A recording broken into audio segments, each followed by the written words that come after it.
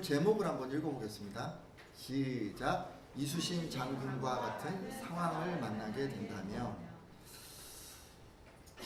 여러분 도무지 상대가 되지 않는 그런 적을 만나고 그런 상대를 만났을 때 여러분 어떻게 하십니까?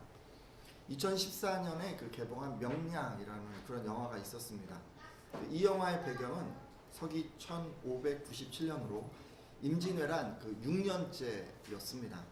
당시 조선은 오랜 전쟁으로 이 혼란이 극에 달해 있었는데 왜군들이요 무서운 속도로 이제 북상에 올라오는 거예요. 그래서 이제 국가가 이게 존망의 어떤 위기에 처하게 되죠. 근데 이런 상황 가운데 누명을 쓰고 파면당했던 이수신 장군, 이분이요 삼도 수군 통제사로 다시 재임명됩니다. 하지만 그가 이렇게 돌아와서 본 건요 전의를 상실한 병사들과 두려움에 차 있는 그런 백성들 뿐이었습니다.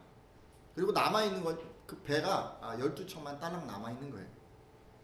마지막 희망이었던 이 거북선마저 불타버리고 이 잔혹한 성격과 뛰어난 지략을 지닌 용병 이 구루지마라는 사람이 그 일본의 수장으로 딱 나서게 되자 조선은 더욱 술렁이게 됩니다. 이 명량에서는 이게 이제 이수신 장군이 이제 역할이었고 구루지마는 이렇게 생겼어요. 구루지마 이런 영화가 있었어요. 왜군의 수장인 이 구루지마 이 사람은요 330척의 배를 이끌고 조선을 치러 오게 됩니다. 지금 어떤 전쟁이냐면요 12척과 330척 12대 330의 그런 전쟁이 치러지게 된 것입니다. 네, 여러분 사사기 말씀을 보면요 이와 유사한 상황에 처했던 그런 사람이 나옵니다. 바락이라는 사람이 바로 그 사람이죠. 바락은 이스라엘의 장군이었던 것 같습니다. 당시 이스라엘은 20년 동안 가나안 사람들의 지배를 받고 있었습니다. 그 긴 시간 동안 가나안 왕이 얼마나 잔인하게 통치를 했던지 이 이스라엘 사람들은 하나님께 살려달라고 구해달라고 그렇게 부르짖습니다. 결국 하나님께서는 이 이스라엘의 기도를 들으시고 이제 말씀을 주시게 되죠. 드보라 사사를 통해서 하나님의 말씀을 전해들은 이 바락은요 이스라엘 백성들 중에서 이제 군사를 소집하게 됩니다. 10,000명의 군사를 모으게 되는데요.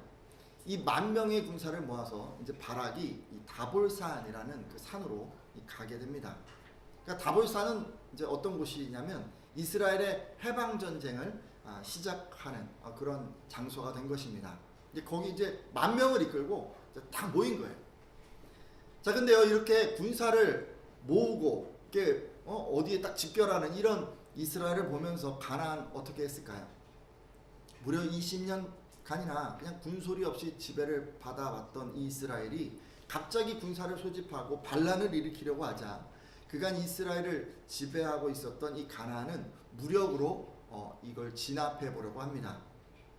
가나안의 군대 장관은 시스라였는데요. 이 시스라라고 하는 사람이 이 바락이 이제 10,000명을 이끌고 다볼산에 올라갔다는 말을 듣고 이 900대의 철 전차와 함께 어마어마한 병력을 기손강가로 집결시켰습니다.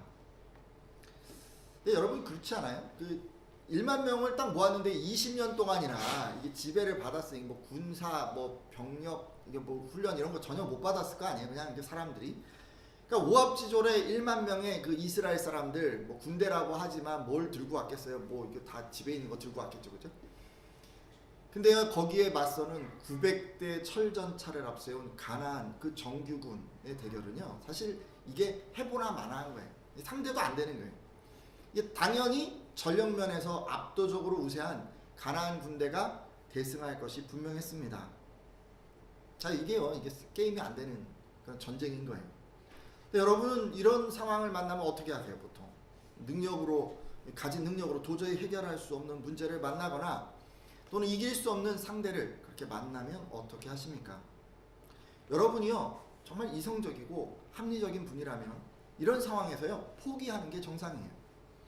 상대방의 백기를 들고 항복을 하거나 아니면 문제와 어떻게 화해를 해보도록 이렇게 애를 쓰게 될 것입니다. 만일 여러분이 그렇게 안 하면 상대방에게 완전히 몰살을 당하거나 아니면은 문제 때문에 심한 고통을 받게 될 것이기 때문입니다. 대부분의 사람도 이렇게 상대도 안 되는 이런 상황, 손을 쓸 수 없는 이런 상황에서 뭐 정면으로 한번 다 맞붙는다 이런 건요 보통은 이제 자살행위인 거예요. 근데 이런 형편은 이수신 장군 당시의 조선도 마찬가지였던 것 같습니다. 330척에 달하는 이 왜군들의 배가 속속 집결하고 전력의 압도적인 열세 모두가 패배를 직감하는 그 순간에 대부분의 신하들은 조선 수군이 몰살당할 거라고 생각을 했습니다. 이에 조선의 왕이었던 선조 역시도 이순신 장군에게 이제는 바다를 포기하고 육군에 합류하십시오 라는 그런 명령을 내립니다. 바로 이런 절체절명의 위기의 상황에서 이수신 장군은 그 유명한 한마디를 남깁니다. 뭐였죠? 보신 분 있나요? 전하, 신에게는 아직 12척의 배가 남아 있사옵니다 라고 말이죠. 사실 여기 전후 상황을 보면요, 이게 이제 포기해야 되는 상황이에요. 근데 이수신 장군은 어떻게 하셨냐면 아직 남아있는 그 12척의 배를 보면서 끝까지 내가 항전하리라 이렇게 마음을 다잡은 것입니다. 그 이수신 장군은 그 신라 같은 어떤 희망을 붙들고 절대 전쟁을 포기하지 않았습니다. 결국 이수신 장군은요 단 12척의 배를 이끌고 330척의 외선을 맞이합니다. 아니 어떻게 해요? 이수신 장군은 이렇게 하실 수 있었을까요? 어떤 마음으로 이렇게 용기를 내실 수 있었을까요? 우리는 이때 이수신 장군이 이 동요하는 군사들을 모아놓고 했던 어떤 말을 통해서 그가 어떤 마음으로 전쟁에 임했는지 추측해 볼 수 있습니다. 이순신 장군은 군사들을 모아놓고 이런 말을 했습니다. 뭐였죠? 한번 읽어보실래요? 시작. 필생즉사 필사즉생. 살고자 하면 죽을 것이고 죽고자 하면 살 것이다 라고 이렇게 얘기를 했습니다. 우리는 이 말씀을 통해서요 이순신 장군은 죽기를 각오했기 때문에 끝까지 포기하지 않고 적을 맞설 수 있었다는 것을 추측해 볼 수 있습니다. 자, 그러면요 여러분, 우리들도 이렇게 하면 될까요? 우리들도 신앙생활 하는데 이순신 장군이 이렇게 했잖아요. 죽기를 각오하고. 우리들도 능력으로 도무지 감당할 수 없는 그런 엄청난 상대를 물리치고 우리 능력으로 어찌할 수 없는 문제를 해결하고 이렇게 승리할 수 있게 될까요? 이렇게 하면? 여러분, 우리 사사기 말씀을 좀 보려고 합니다. 사사기 4장 14절 말씀인데요. 여러분 한번 읽어주시겠어요? 드보라가 바락에게 이르되, 한번 읽어주세요. 4장 14절입니다. 시작. 드보라가 바락에게 이르되 일어나라, 이는 여호와께서 시스라를 내 손에 넘겨주신 날이라. 여호와께서 너의 앞서 가지 아니하시느냐 하는지라. 이에 바락이 만명을 거느리고 가볼산에서 내려가니라. 아멘. 자, 드보라가요 바락에게 뭐라고 그랬어요? 일어나라 라고 하나님의 말씀을 전했습니다. 그리고 이렇게 얘기하죠. 오늘 하나님께서 시스라를 당신 손에 넘겨주셨습니다 라고 이렇게 말을 했습니다. 근데 이 얘기는 다른 얘기가 아니고 당신이 승리할 것이다 라는 그런 얘기를 한 거예요. 그리고 여호와께서 너의 앞서 가신다 라고도 말씀을 했습니다. 이 말씀은 하나님께서 친히 그 바락을 인도해 주실 것이라고 인도해 주실 것이라는 그런 말씀입니다. 그러니까 바락이 하나님의 인도하심을 받아서 이 가나안과의 전쟁에서 승리하게 될 것임을 전해준 것입니다. 자, 이런 말을 듣고요 바락은 어떻게 했어요? 10,000명의 군사를 거느리고 다볼산에서 이제 내려가서 이제 가나안군이 집결해 있는 기손 강가로 진군해 갔습니다. 제가 앞서 그랬잖아요. 단 12척의 배를 이끌고 330척의 외선 앞에 선 이순신 장군처럼 바락과 1만 명의 그 이스라엘 사람들은 제대로 군사훈련도 받지 못하고 변변한 무장도 하지 않은 채 압도적으로 우세한 900대의 철병거와 그리고 가나안 정규군 앞으로 진군해 간 것입니다. 어떻게 보면요 이수신 장군 상황 또 이스라엘의 지금 이 상황은 정말 유사한 것 같습니다. 상대도 안 되는 그런 적을 맞이해서 용기 있게 전진해 간 그런 점에서 정말 유사하다고 할 수 있습니다. 네, 여러분, 이스라엘 군에게는 이순신 장군에게 없었던 게 하나 있습니다. 여러분, 무엇이죠? 뭐가 있었어요? 네, 믿음이 있었죠. 네, 조금 더 말씀드리자면 하나님의 말씀이 그들에게 있었어요. 그게 차이예요. 드보라가 전한 말씀 한번 다시 볼까요? 읽어보시게요. 밑줄 부분만 한번 읽어주세요. 이렇게 얘기를 했어요. 시작. 일어나라. 이는 여호와께서 시스라를 내 손에 넘겨주신 날이라. 여호와께서 너의 앞서 나가지 아니하시느냐라고 지금 그렇게 말씀하셨어요. 하나님께서는요, 이스라엘에게 너희가 승리할 거야, 내가 너와 함께 하겠어 라고 그렇게 말씀을 주셨습니다. 바로 이게 이순신 장군이 처한 상황과 바락이 처한 상황의 차이예요. 차이. 사실요, 여러분 돌아보세요. 이 세상 사람들, 대부분의 사람들은 이순신 장군처럼 살아가요. 자기가 전쟁에서 이길지 어떨지 뭐 이게 도무지 알 수 없는 이 불확실한 상황에 서 있다는 그런 말씀입니다. 그럼에도 자신의 능력으로는 도저히 해결할 수 없는 그 수많은 문제들과 대적 앞에서 이제 포기하지 않고 맞서고자 한다면 사람들은 이순신 장군처럼 해야 하는 거예요. 그냥 죽기 살기로 그냥 작정하고 그냥 내가 죽겠다라고 생각하고 그리고 그 문제에 뛰어들어야 하는 거예요. 그래서 실제로 여러분 주변을 돌아보면 대부분의 사람들은 그렇게 하는 것 같아요. 남들보다 앞서가야 되잖아요. 잠을 막 줄여가면서 막 하루를 시작하는 그런 분들도 있어요. 그렇죠? 남들보다 더 뛰어나기 위해서 다른 사람보다 2배, 4배 이상의 그런 노력을 기울이기도 하고 남들보다 좋은 결과를 얻기 위해서 가정을 희생하고 건강을 혹사하고 맡겨진 업무에 매진하는 그런 사람들도 있어요. 이순신 장군이요, 12척의 배를 바라보고 희망을 잃지 않고 목숨을 내놓고 최선을 다했던 것처럼 대부분의 세상 사람들도 자신의 그 미약한 능력을 의지하여서 그냥 이렇게 하는 거예요. 그냥 최선을 그냥 다 하는 거예요. 바로 이것이 대부분의 사람들이 해결할 수 없는 문제와 이길 수 없는 대적을 맞이하는 어떤 최선의 자세라고 할 수 있습니다. 하지만 성도들의 상황은 좀 다릅니다. 오히려 성도들은 바락과 같은 상황이라고 할 수 있어요. 여러분이 문제 앞에서 기도할 때 하나님 앞에 나아가서 회개하고 도움을 요청할 때 하나님께서는 드보라와 같은 선지자를 세우시고 또 그를 통해서 말씀을 주십니다. 이제 그만 일어나라. 내가 승리할 것이다. 내가 어디로 가든지 내가 너와 함께 하겠다라는 그런 말씀을 주시는 것입니다.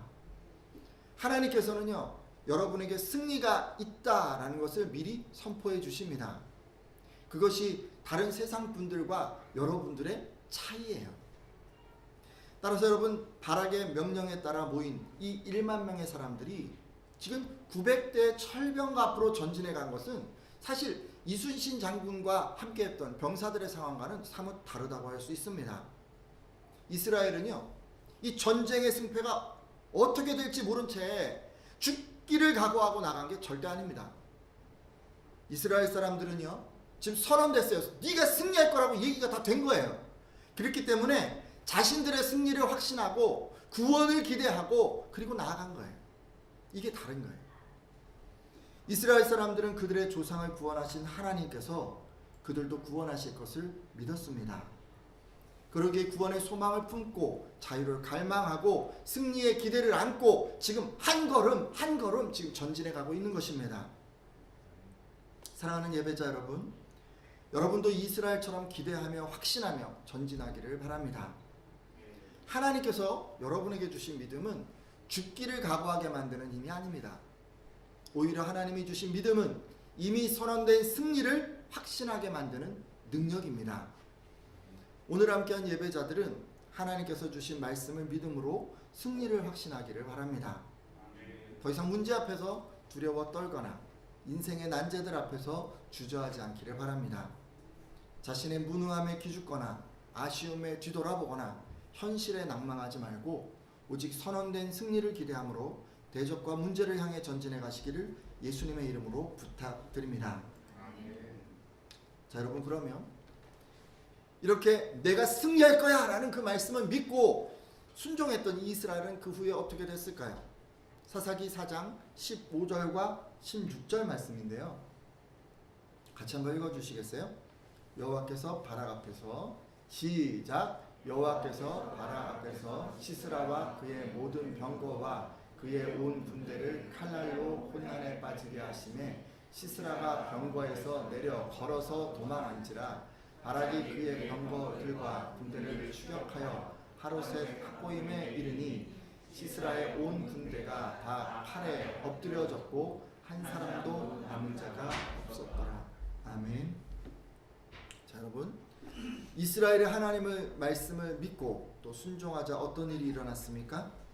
하나님께서 지금요 적장 시스라와 그 900대 모든 병거 또 온 군대를 칼날로 혼란에 빠지게 했다고 합니다. 정말 하나님의 천사가 딱 나타나서 막 칼을 들고 막 이 적을 무찔러 준 걸까요? 이 말이 함의하고 있는 뜻을 좀 살펴보려면 다른 말씀을 참조해야 합니다. 드보라와 바락이 전쟁에 이기고 나무 불렀던 이 승전가가 사사기 5장에 실려 있는데요. 여기를 좀 보면 21절에 이런 말씀이 있습니다. 기손강은 그 무리를 표류시켰으니 이 기손강은 옛강이라 내 영혼아 내가 힘있는 자를 밟았도다 라는 그런 말씀이 있습니다. 그러니까 이 말씀에 의하면 지금 기손강에요 급류가 탁 생겨서 가나안굴을 쓸어버린 것처럼 지금 표현하고 있습니다. 여러분, 기손강은 와디였어요. 와디가 뭐냐면 이 평상시에는 물이 흐르지 않아요. 그러니까 건기에는 물이 흐르지 않아요. 그러니까 비가 막 오면 거기가 이제 시내로 바뀌는 거예요. 근데 마침 그 이스라엘과 가나안 이 전쟁의 시기가 건기였던 것 같습니다.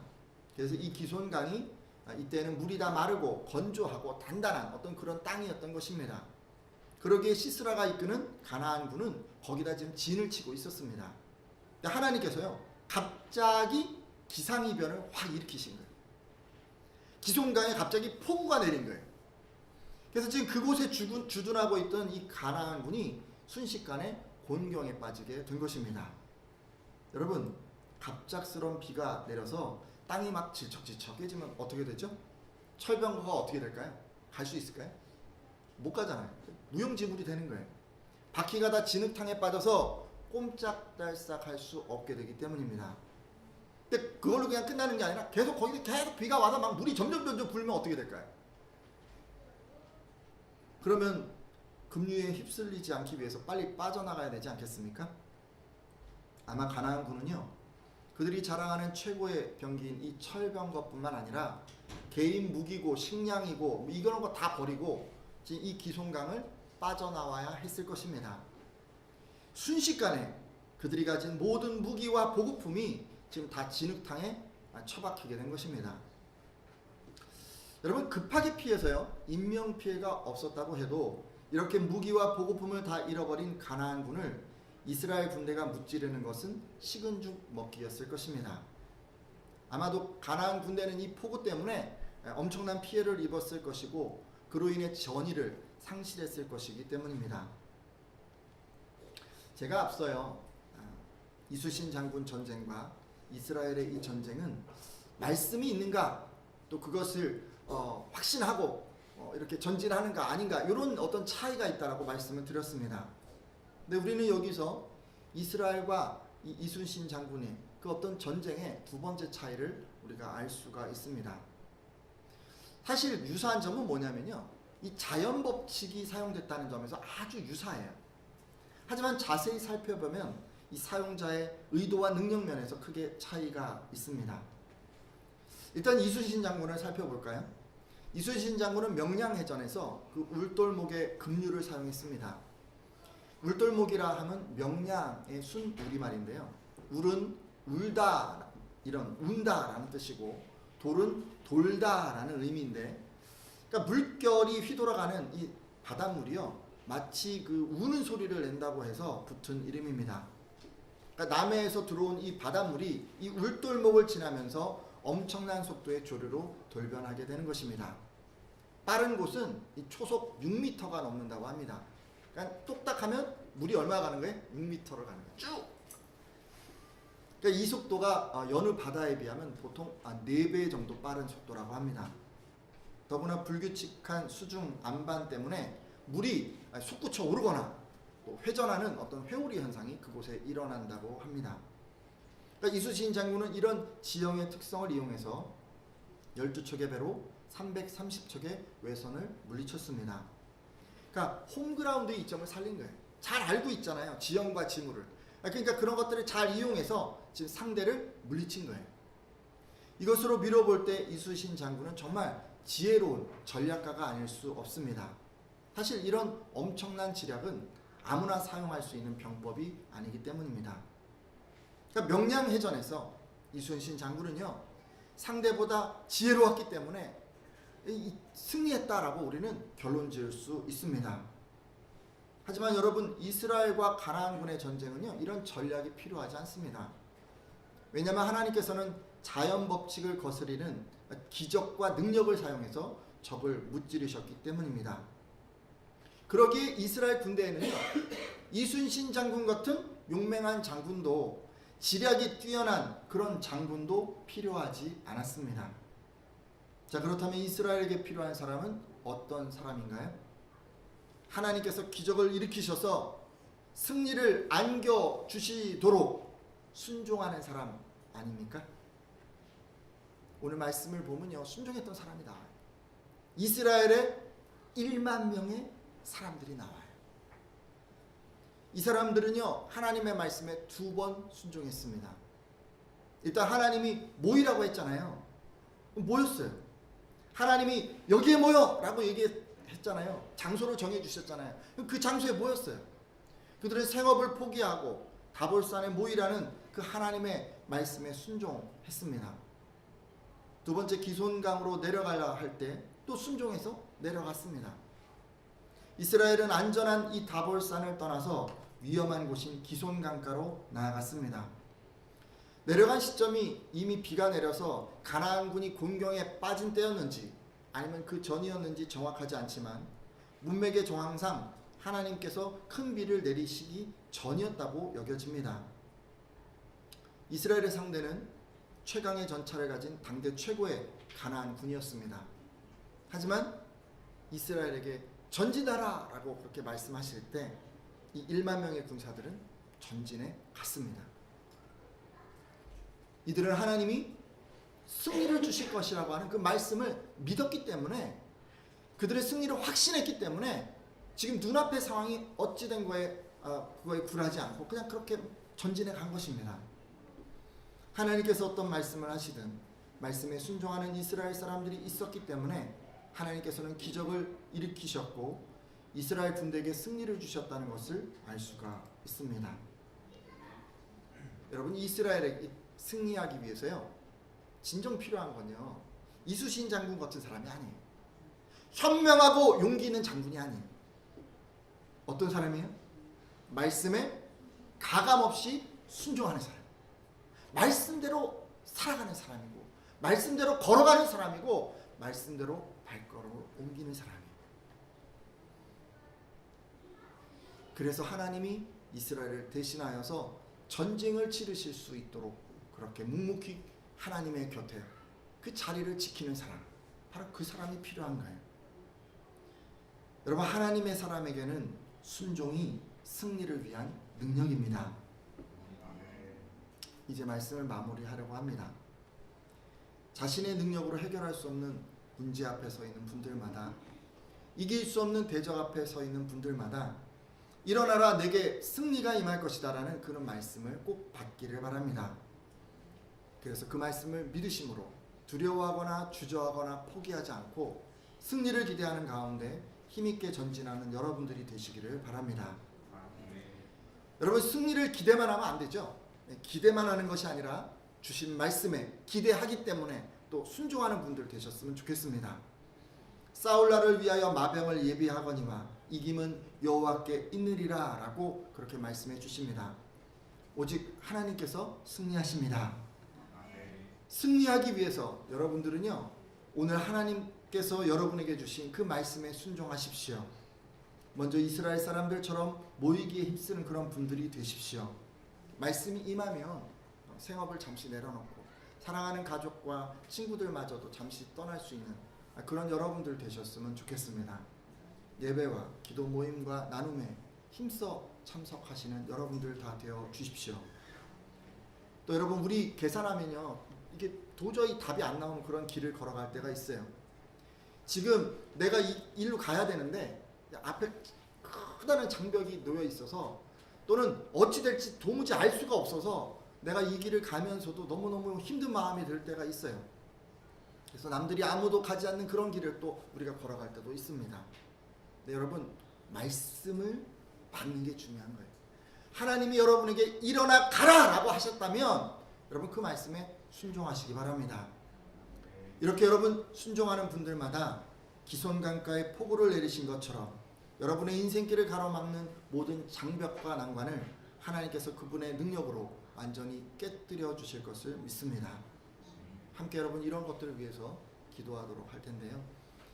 여러분, 말씀을 받는 게 중요하고 또 그 말씀을 확신하는 것이 중요하고 또 그 말씀 가운데 순종하는 것이 중요합니다. 그 가운데 하나님께서 친히 역사하시는 것입니다. 우리의 능력, 우리의 지혜, 우리가 가진 어떤 것을 사용하는 것이 아니라 하나님은 그분의 능력으로 그분의 일을 이루십니다.